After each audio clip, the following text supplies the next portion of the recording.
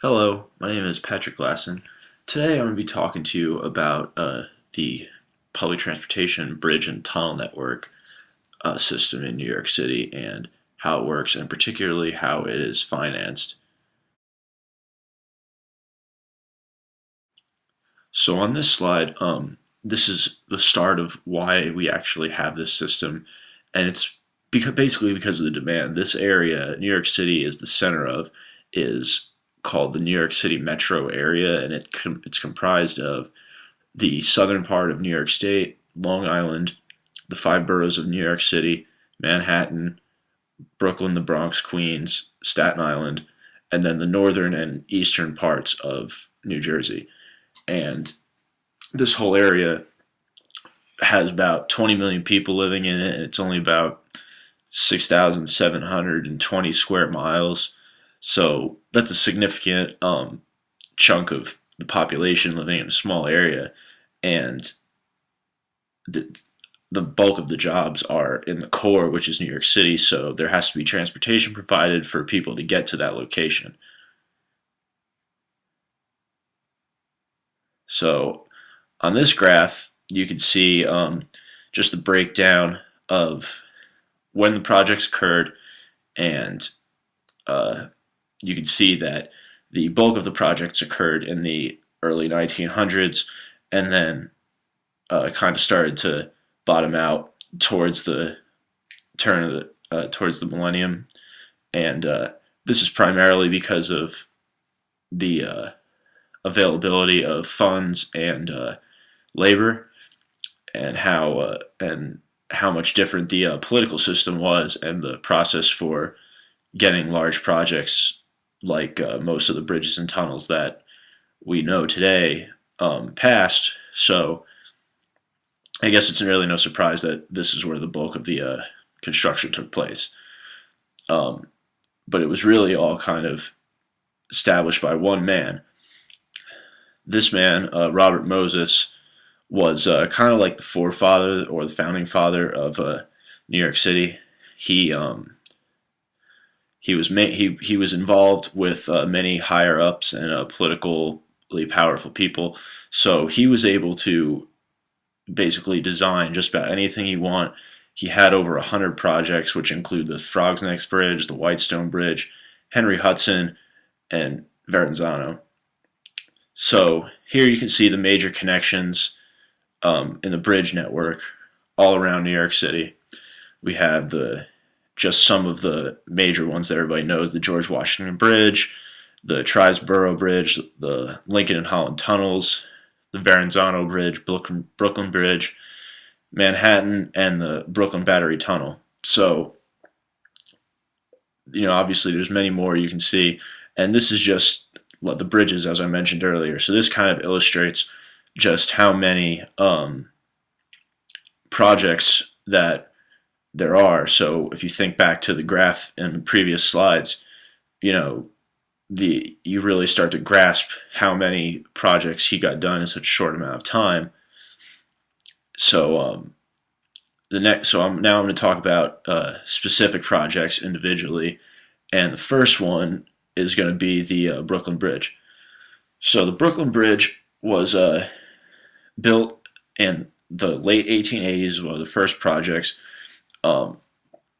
It's one of the it was the longest suspension bridge at the time of its creation, and it was financed mainly by taxes and bonds that were put out by the city, because it felt the need to establish a connection with the boroughs east of Manhattan that had all the residential housing in them for the workers to be transported to downtown Manhattan. So it carries about 123,000 cars a day and is over a mile long. So you can imagine how much funding that would have taken.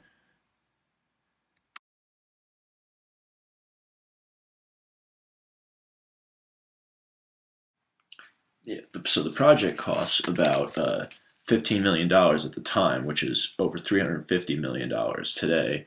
So you can imagine that this wouldn't be possible anywhere other than New York City. The next bridge is the Manhattan Bridge, which was completed in 1912, so only about 25 years later, and again is over a mile long, and today carries about 70,000 cars per day. This was this was again another attempt to be able to funnel more um, more of the working force out of the other boroughs into downtown Manhattan, where all the work was being supplied. So you can imagine that how fast the area was growing, that they needed to build a second bridge in only 25 years or so. And so then, lastly, the last bridge I'm going to talk about for the sake of time for this presentation is the George Washington Bridge. The George Washington Bridge was built in 1927, and today it's one of the busiest bridges in the world, if not the busiest. It carries about 276,000 cars a day. It connects the east side of upper northeastern New Jersey to the west side of Manhattan, and provides direct access into uptown. And it costs about $75 million at the time of its construction, which was provided by donors, which provided about 20 million. 60 million was allocated by the city. So some of that went to maintenance and restoration costs. Today it has one toll going into the city, which costs about $13 per car, and generates well over $30 million a day, and it's probably the city's largest generator of toll funds, which kind of makes it the anchor of the system, or at least the bridge system in a way. The the next thing I'm going to talk about is the tunnel system.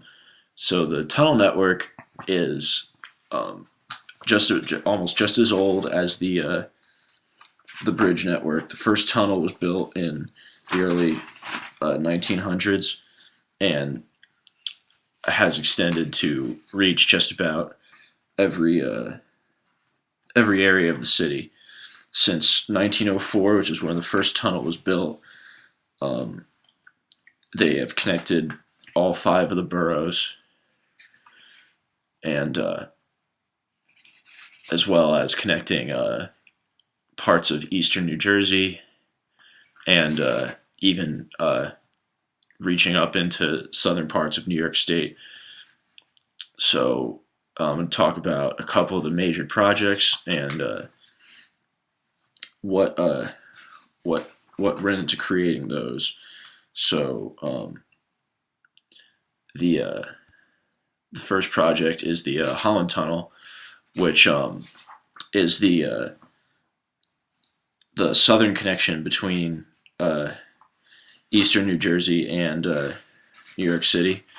It was it was built uh, shit. So the Holland Tunnel was built in 1927, and it's about 8,500 feet long. Each tunnel. It's the southernmost connection between the west side of Manhattan and the east side of New Jersey. It carries about 1,000 cars a day, or 100,000 cars a day, and these cars on average pay an $11 toll, which as far as financing generates about $1 million a day. So it comes in handy for restoration and maintenance of the project. As you can see here, it connects, as I said, the eastern side of New Jersey and the southwestern end of Manhattan from from underneath the Hudson River. It it has it has high advantages for commuters who worked in the downtown business district, and as well as people who might commute to Jersey City from in Manhattan. It has direct access to both the West Side Drive and the Crosstown Expressway, which would take you to the Triborough Bridge, as well as some of the other bridges on the east side of Manhattan, and provide access to the more eastern boroughs. The next tunnel I'm going to talk about is the Lincoln Tunnel. The Lincoln Tunnel is a more northern connection to the west side of Manhattan from east side New Jersey. This tunnel connects the Jersey Turnpike to the city. It has three tubes that were built in phases, each about 8,000 feet long, and took place, from early 1930s to the late 1950s. They totally carry about 110,000 passenger vehicles per day, primarily commuters again during peak hour, which same goes for the toll amounts. And this project is maintained like the last by the Port Authority of New York and New Jersey. Again, here you can see it connects the west side of Manhattan to the east side of New Jersey underneath the Hudson River. Both port authorities maintain it, since it is a highly used commuter route for both jurisdictions. The west side, the tunnel provides direct access to the West Side Drive, as well as to Midtown near Broadway and Times Square area.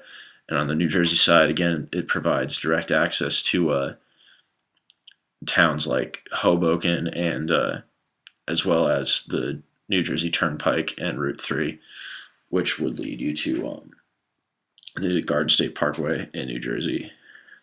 So the last tunnel I'm going to talk about is the Brooklyn Battery Tunnel.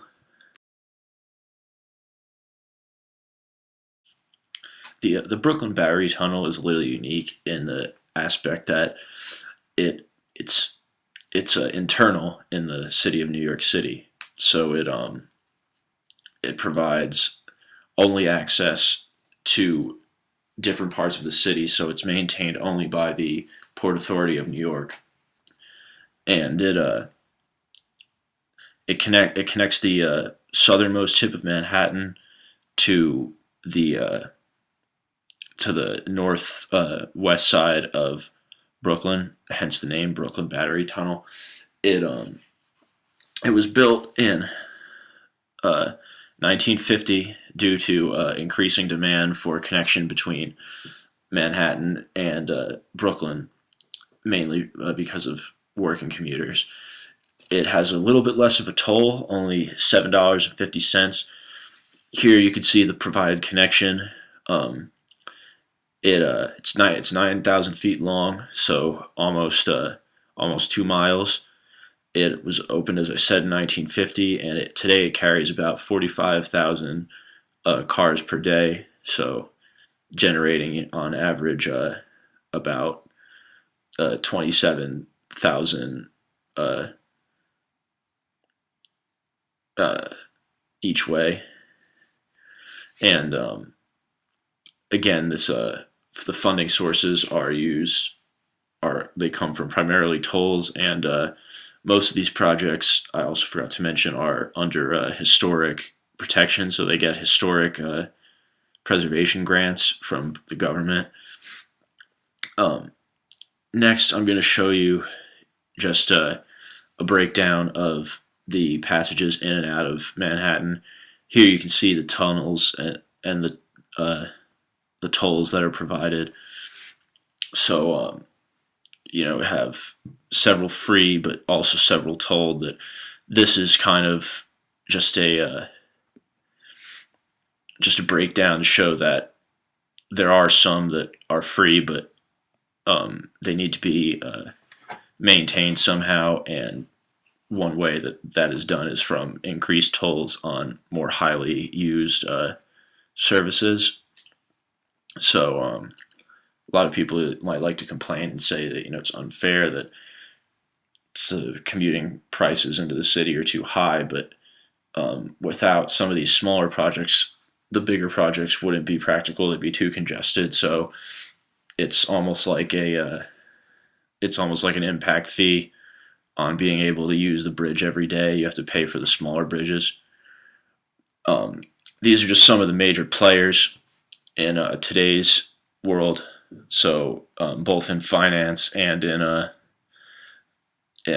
restoration and planning. So you have the Department of Transportation in New York City, have Easy Pass, the main toll organization, MTH is the Metro Transit Authority, NJ Transit, which is the connecting service on the New Jersey side, Path Train, which is the trains that run underneath the Hudson River connecting the borough of Manhattan and the borough of New Jersey, all the National Historic Restoration Centers, both port authorities of New York and New Jersey, as I mentioned before.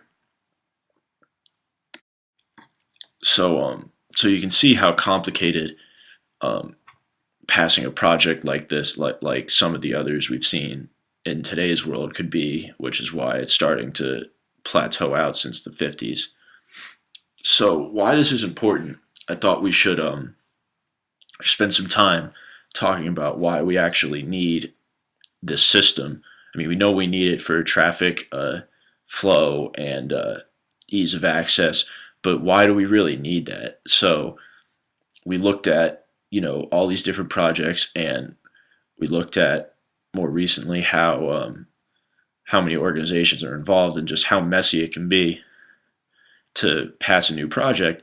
So I thought providing a good example of why this is needed would be a good idea. So in this image, you could see Bryant Park in Midtown Manhattan on 42nd Street, right behind the famous library. This park used to be infested with crime and was a total drain on the properties around it. So the city decided to restore it, and a study was done. Here you can see the value created by the park. The study was done by the Grace Building, which was the building on the left in the previous image. Um, it Since it was infested with gangs and wasn't accessible, there was no way for anybody to get there to use it, so it was basically abandoned and left to be inhabited by a gang groups. So the study shows, as you can see here, that once the city provided adequate transportation options to get to it and people started using it, that the increase in rents went up by $5 per square foot, which increased building value by 9%, uh, which is, as you can see, a miraculous amount of money. So, with that in mind, there are some current projects that are projected to go on into the future. One in particular, which I'm very excited about, the new Freedom Tower site is not just going to be the home to the new tower, but a whole host of transportation options. One of the projects that is undergoing right now is the new transportation hub, and this is going to provide connection to 13 different modes of transportation, including the B line and the A and the 1 line in New York City, like almost every colored subway line, as well as provide path train connection from World Trade Center to Newark, New Jersey, and this is projected to be done in 2017. So this project is an example of something that's still going on currently. So in conclusion, I think we can agree that New York City is very congested still, very densely populated, but it has an incredible system of infrastructure and transportation, and does an incredible job of funding it. And financial wise, it remains one of the strongest and most well-connected areas in the world. So I think it will continue to grow. And thank you for your time.